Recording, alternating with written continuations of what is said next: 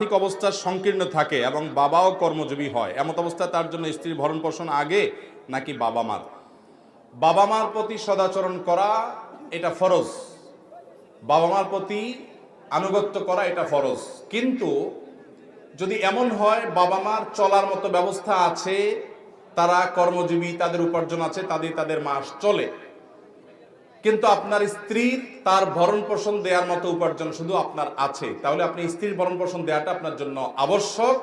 মা বাবাকে ভরণ পোষণ দেওয়াটা আপনার আবশ্যক না, যেহেতু তারা তাদের যা আছে তা দিয়ে চলতে পারেন।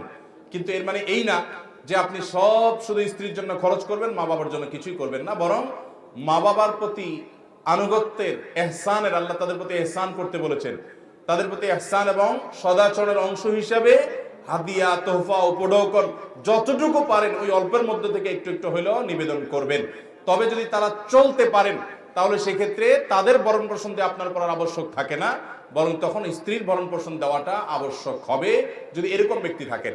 আর যদি স্ত্রী ভরণ পোষণ দেওয়ার পরও আপনাকে আল্লাহ তাআলা আরো উদ্বৃত্ত রাখেন, তাহলে অবশ্যই আপনি মা বাবার জন্য সাধ্য অনুযায়ী তাদের ব্যয়ভার বহন করা, তাদের হাদিয়া দেওয়া, তাদের বিভিন্ন রকমের খরচ খরচা বহন করা, সেগুলো আপনার অবশ্যই দায়িত্বের মধ্যে পড়বে যদি আপনার কাছে সেরকম অতিরিক্ত থাকে। অথবা বাবা মার যদি উপার্জন না থাকে, যা আছে তা দিয়ে তাদের চলে না, তাহলে স্ত্রীর ভরণ পোষণ যেমন দিতে হবে, বাবা মার ভরণ পোষণ আপনাকে দিতে হবে। যদি তাদের অন্য কোনো ব্যবস্থা না থাকে তাহলে তাদের ভরণ পোষণের জন্য আপনি সাধ্য অনুযায়ী দিতে হবে।